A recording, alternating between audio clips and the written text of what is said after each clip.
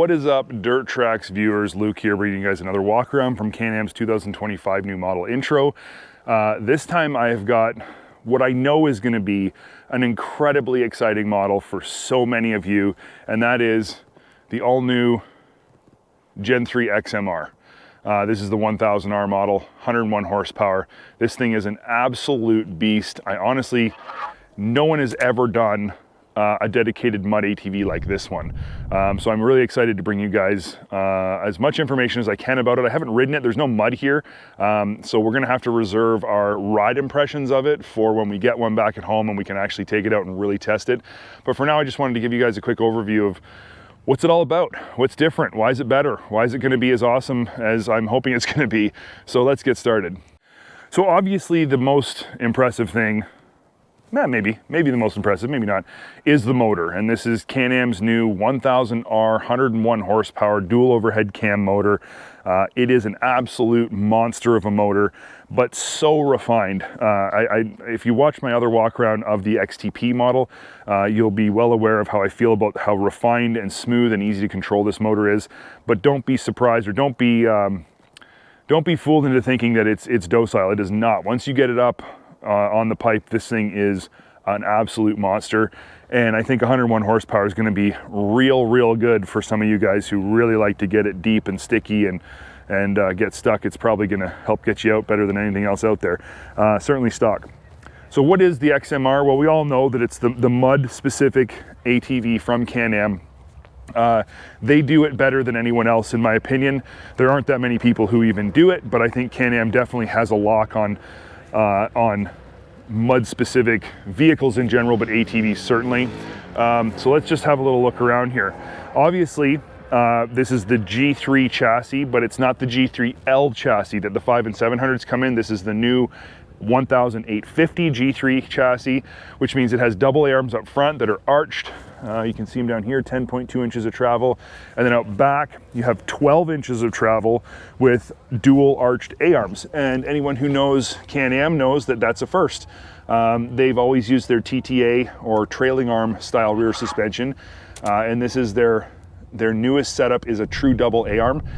And it is very impressive. Now, again, I haven't ridden the XMR. I'm assuming it's gonna be a lot stiffer and probably not ride anywhere near as good as the XTP that I rode, but still, this is a very good suspension setup.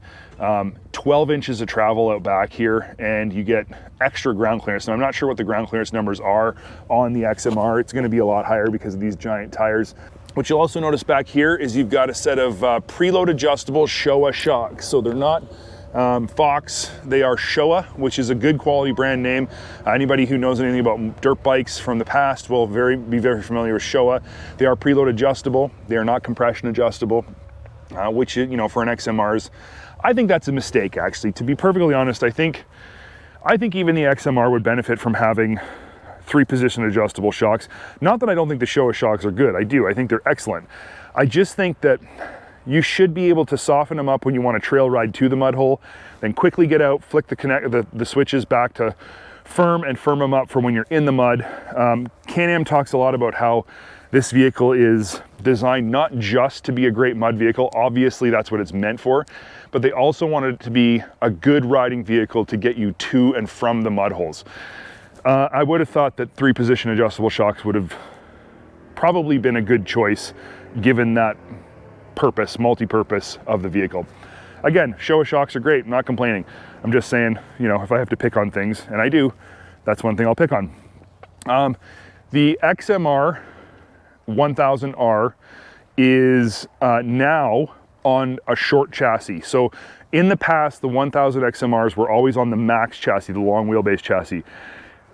All of you, so many people said, hey, we want a more nimble 1000 XMR. We don't want the long chassis. We want something we can water wheelie easier. We want something more nimble, more flickable in the mud. So Can-Am has done that. They've given you the short chassis 1000. This is the same length chassis as all of the other 1000 models like the XTP and the DPS. So yeah, you get your wish, and you get your wish with even more power. So this thing's gonna be an absolute wheelie monster in the mud for sure. I guess I'm not gonna go any further without talking about these tires. So these are a new tire for Can-Am. They are obviously super gnarly. They are 30-inch tires, which is, you know, huge on an ATV. They're just massive. XPS tires. And I'm sitting here trying to find the name on them and I can't find it. And I feel dumb because I should know what the name is, but I'll make sure I put it on screen so you guys know what it is. I'm sorry. There's a lot of numbers and letters and stuff to remember at these intros, and sometimes they don't all stick in my brain. And this is the one that didn't. But anyway, 30-inch. One thing about them though, or a couple things about them, that specific design features, they actually designed these hooks down here purposefully. And these tires were designed in conjunction with Dustin Jones and with Ostacruiser. So Ostacruiser and Dustin had pretty big input into how this whole vehicle comes together. But these tires are designed, they call it the spoon right in here, to like shovel mud, as if these tires weren't going to shovel mud already. But this little hook in here is a specific design feature, and how it extends down the sidewall. You can see it goes all the way down the sidewall for some grip, some side grip in mud holes and things like that. But the other design feature about them, as I kind of run down here from a lower angle, you can see that there is a continuous center tread that runs down here. Now, it's not continuous as in no gaps, but it's a continuous, there's no spots in the tread design where there's not a line of blocks. And what that does is give you a smoother, quieter ride on hard surfaces. So if you do have to run hard surfaces, roads, or if you're on pavement at all, or if you're on trails to get to the mud holes, this is going to give you a less vibration-y, that's not a word, a ride that has less vibration, there you go, good English, and a quieter ride as well, more controllable, all of those things because of that tread design. So these tires were designed specifically for this model. They're new, and again, I haven't tested them. I can't comment on how well they work. However, Dustin Jones is at this intro, and I have talked to him extensively. We've had some wicked laughs and had a ton of fun together, and he has assured me that these tires are going to blow everybody's mind. So that's excellent, good news, and they look gnarly, which if you're going to buy this vehicle, you know, they should look gnarly because the vehicle looks gnarly.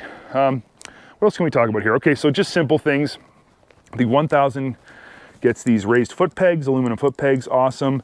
The 1000 gets J-hook handlebars, which is really cool.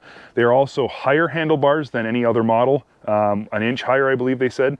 So they're actually the tallest handlebars because you know you're gonna ride standing up. You get the center grab handle. We, in the snowmobile world, call that a powder handle. I don't know what the mud guys call it, but you know, it's very functional for getting off the side of the vehicle, for giving you multiple ways to hold onto the handlebars in given situations. So that's cool. You get all the electronic suite of stuff that the other 1000s come with. So you get your lock, 2-wheel drive, 4-wheel drive, diff lock switch here. It is Visco 4-lock, obviously. You get your 3 throttle modes, which are the same as everything else. You get your intelligent engine braking. 3-mode intelligent engine braking is this switch here. What else? Obviously drive-by-wire throttle. You got 3 modes, I said that. And then over here you've got your kill switch, on-off switch. You've got your high-low beams, and you do have a high beam flasher, which is kind of Baja racy, but I think it's kind of cool. Start-stop button that also, once it's running, you hold this to adjust your 3-mode DPS power steering settings. Then your winch control is integrated into the switch cluster, which is super slick. It's the nicest I've ever seen. It is a little hard to reach, but I mean, I think that's minor, and I don't think it's that bad. Obviously you have DESS, regular display, no 10.2-inch display on this thing, but I wouldn't really want that on an XMR anyway. The display works great, gives you all the information you need, and is very easy to read. There are some features you're seeing that I'm saving specifically because I want to talk more about them. I just want to go over everything else before I get there. These panels in here, Can-Am spent a lot of time working on heat management for this model. Now, they also spent a lot of time working on sound management. So these panels are designed to isolate heat and sound of the motor to the rider as you're standing on the vehicle. And what would normally happen, or what you would expect to happen, is if you enclose the motor and all of those components, you would get a lot of heat buildup, which would eventually just seep out somewhere. But the way Can-Am has designed this thing is they've designed it almost with like airflow. I've seen the graphics from the wind tunnel. The airflow is designed to take heat from the rad and from the engine and move it down the center of the vehicle out the back where the exhaust is. So if you see the graphics, if I can get my hands on one, I'll put them up somewhere, but certainly if we do a test ride, I'll include those graphics. It's actually fascinating how they can manage the heat to go through the middle of the vehicle straight out the back and keep that heat isolated from you, the rider, standing in here in the middle. I rode the XTP quite a bit, and I never once noticed any kind of excessive heat buildup. I can't imagine this thing will be any different. Obviously, XMRs are, generally speaking, ridden slower. When you're in the mud, you're not moving a lot. You're using high throttle, high RPM, but not a lot of airflow. And according to Dustin, according to Osta Cruiser, heat is never a problem. So kudos to Can-Am for doing that. Now the plastics on this thing, as you can see, are absolutely gorgeous. The design of the plastic I love. It's stylish, it's tough. This is all painted. The 1000 XMR gets like painted plastics. It's gorgeous painted plastics. I like the little fender extensions on here that are screwed on. They're slick. I mean, Can-Am does finish quality better than anybody else. It's just, they just do. And this thing is proof of it. It is an absolutely gorgeous vehicle, front to back. The XMR comes with this big burly rear bumper, which you get on the XTP models as well. Obviously it has the 4 tail lights, they're LEDs, and it has the 4-position headlights as well. You got a center mount exhaust that's standard on all of the new models, all this new chassis, Gen 3 chassis, which is cool. And actually this exhaust tip is very much styled after the Maverick R exhaust tip. So that's neat. Up front, I guess I'll show you guys the headlights up here. This one gets, not like the XTP that gets the front bumper that goes all the way across, but it does get the accent lights here and here, and then the low beam and high beam separate smaller pod lighting as well. I'm stalling on talking about the big stuff that you're all seeing and you all want to know more about. Again, these panels come off super easy. So on this side, you can access your oil dipstick, you can access your oil filter, which is a cartridge style filter, all by removing the seat and removing this panel. It's super easy to access. The other side, there's like a clip on this panel here, so it comes off with basically no tools to get to your belt. And apparently when you pull it all apart, I didn't do it, but when you pull it all apart, you can get to all of the bolts to remove your belt cover if you do need to service or replace your belt, which is something that the old Gen 2 Plus chassis was not good for. You had to remove the whole footwell area to get the belt swapped. And obviously on any ATV, but on something like an XMR, being able to access your belt easily is, well, very important. This vehicle gets 4-position brakes, so it gets the new braking system. Unlike older Can-Am models, the Gen 2 Plus had 3-position brakes, 2 fronts, and then a center-mounted rear. This gets 4-wheel brakes, which is, I can't even describe how far a step up it is in terms of braking performance on a Can-Am ATV. Those 4-wheel brakes are absolutely phenomenal. They use metallic brake pads. They stop so much better. I never really liked Can-Am brakes.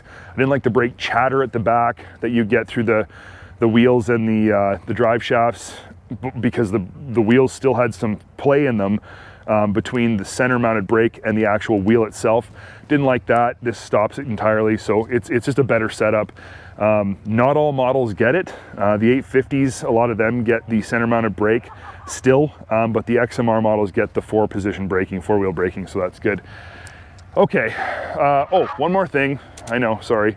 Your drivetrain here, your transmission is your standard reverse, neutral, high, low. But like older XMRs, low range is lower. Actually, all of the gears. The gear ratios are lower on the XMR than they are on the regular trail models. So that is still something that Can-Am is doing. It's smart. It makes sense when you got great big honking tires like these ones. Makes a lot of sense. And all you guys who love riding in the mud will be happy and pleased to know that you do get your lower gearing here. And they are the only models that get that lower gearing. Okay, now we can move on to talking about some of the other cool stuff that the XMR gets. I'm gonna start up here. So one of the things that was identified very early on with the XMR, and Dustin and Osta Cruiser and anyone else who rides in the mud had the same comment.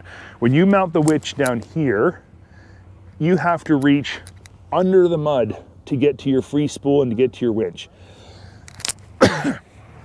And generally speaking, that sucks when you're really deep in it. It's not nice to have to reach all the way down here to get to that. So Can-Am has moved the winch way up here out front where it's easy to get to. Your free spool is right here on the end. It's so easy to deal with. They're using synthetic cable. It's a 3,500 pound Can-Am winch. It's got the big burly bumper thing that protects the winch. It's very, very sturdy. This is not like foo-foo kind of stuff bolted to little tabs. This is like frame mounted, serious mounting and serious protection for your winch, but it is way up high. I'll just go out here to the side so you can see how high it actually is. It's way up high. So this is gonna make winching yourself out of really gnarly mud holes so much more pleasant, easier to do. You know, if you got your buddy, if you're on the bike and your buddy's coming over to help you winch out, he doesn't have to get stupid muddy now too. Probably already would be anyway, but whatever. Now let's talk about the rad. Obviously a whole new design for the rad. 850 and 1000 XMRs previously in the Gen 2 platform had a lot of trouble with overheating. Even when the rad was clean, if you didn't get it perfect from both sides, they would overheat. And my theory, and this is not based on any fact or any actual evidence or any actual numbers, my theory was that the rad was very much upright and it had that grill over the top of it. It had a grill that covered the whole thing for protection. But what I think was happening is the wind would hit the grill and get blown up over top of it instead of going through the grill into the rad itself. There was a lot of airflow that was being missed into the rad because there was that grill in front of it. Can-Am has done exactly what Graham and I, from our resident mud expert here at Trax, were talking about. They needed a hood scoop on that vehicle to direct the air into the rad instead of that protective grate that directed the air over it. Well, what do we have right here is a hood scoop, and it looks so tough. Honestly, I think it just looks awesome. This is probably the coolest looking setup, rack mounted rad setup I've ever seen. You can see in here the rad is way up high. It's in a position to accept the air with no grill in front of it, just these louvers that are protecting it. But the air is gonna go right through here, get caught on this lip here, and just get blown straight into the rad. There's nowhere else for the air to go. I think this is gonna have a huge effect on solving the cooling problem, and I don't think overheating is gonna be a problem on this vehicle ever again. You have protective units here. These are frame mounted, protective, whatever frame members, I don't know. But they're sturdy. You're still gonna lose some of your plastic, but your rad is protected. I'm not really sure what this is, this little metal piece here, but it would be so cool, like if you knew somebody who did laser engraving or laser etching or laser cutting, to take this off and have them etch something in here that you wanted. You could put a sticker on it, obviously, but you could have that laser etch to be, your crew that you ride with name or whatever, nickname for your vehicle, whatever you want, your race number. I think that's really neat. Whatever it is for, that's what I would do with it anyway. Now, next level stuff here. We've got snorkels way up high. We always have snorkels way up high. That's good. But now we have our air intake for the engine and the CVT both come from the highest point right in the middle of the vehicle, not out on the sides. Right up here is where all of your air intake happens in this pod way up high, and it is the highest point of the vehicle. You've obviously got like kind of frog skin type material to keep debris out, but this is the highest point and everything gets sucked in through there. You're probably wondering, let's just say I need to clean my air filter. Let's just say I need to clean my rad. How do I do that? Well, this is easier than ever. You simply turn these two knobs here and this whole pod comes right off like in half a second. You can see in here you've got your intakes, everything way up high. That little pod has rubber seals all the way around it to keep crap in and out. Your air comes in through here for your engine intake. It's a slick setup way up high like this. This is how snorkels should be, and it's stylish. It looks tough, but you're rad. So you simply pop off these little rubber covers here. This whole unit folds out and comes right off, and there's your rad. Check that out. You want to talk about easy cleaning? It doesn't get easier than that. You can get right in. I mean, you can clean that with a washcloth if you wanted to. You know what I mean? Like you could use a toothbrush to clean your rad. It's so in your face and easy to get to. I think that this is absolutely phenomenal how Can-Am has done this. This proves that they understand their customers and that they have listened to their customers and solved the problem their customers were coming up with. Now, the other thing I wanted to point out, and I don't know that this will be as much of a problem, because of the rad design and this hood scoop design. But if you ever did have trouble with your rad overheating, say you're running a trail back home or a road section back home from the mud hole, you could remove the whole system, the whole hood scoop, and simply run like this with your rad fully exposed to keep as much air hitting the rad as possible with nothing in its way. I know a lot of guys who have rad relocate kits, and when they're running down the road or whatever, they'll pull the cover off the rad relocate so the rad is exposed to get as much airflow when it's dirty and it's not cooling as much as it needs to. But this is obviously so slick. This is such a great setup. I don't think there's a kit out there, there's a system out there that's any better than this. You want to put it back together, you just, real simple. I'm doing this with one hand, so bear with me. Here we go. You just hook these two tabs in, fold her up, lock the little rubber grommets on. I'll grab the lid here, just locks in like this, drops back down, locks on and you're back to ride mode. How cool is that? Can-Am does a good job, I said, with their XMRs, but this is next level. What is also next level is back here. Now you're looking at this rack and you're thinking, what a weird looking rack. And it's a weird looking rack for a reason. This is, again, an Ostacruiser Dustin Jones thing. Dustin was here and he told us the story of how when they were testing the first prototypes of this new XMR, it had a standard rear rack on it. And the standard rear rack had the little storage bin in it. And when they would get super stuck, or when they were trying to water wheelie, or when they were trying to maneuver around the vehicle, they would take the storage bin out so they could put their feet in where the storage bin was to get more leverage on the vehicle. And so that was like, huh, okay, that's a possibility. But then they told a really interesting story about how Dustin got stuck and Ostacruiser came out to help him. And they had the standard rear rack on here, which fits really tight in with the fender right here, the regular XTP DPS rack does. And when Dave or Ostacruiser came to help, he couldn't get his fingers in between the rack and the fender to help lift the vehicle or to help push from the back. The other thing that Dustin said is when he wanted to like grab here and then hold the handlebars so he could pull as well as run the throttle, there was nowhere to hold on to. So they just basically said to Can-Am, what if we built a rack specifically for the XMR that had these super sturdy, and these are sturdy, these are not flimsy kind of plastic flexi pieces, this is sturdy, with handles all the way around in 3 specific locations for specific reasons. This one's for pushing, this one's for lifting, and this one's for pulling. Then also give us an area with traction for our feet when we want to get our knee up on the seat and then use our feet for leverage back here.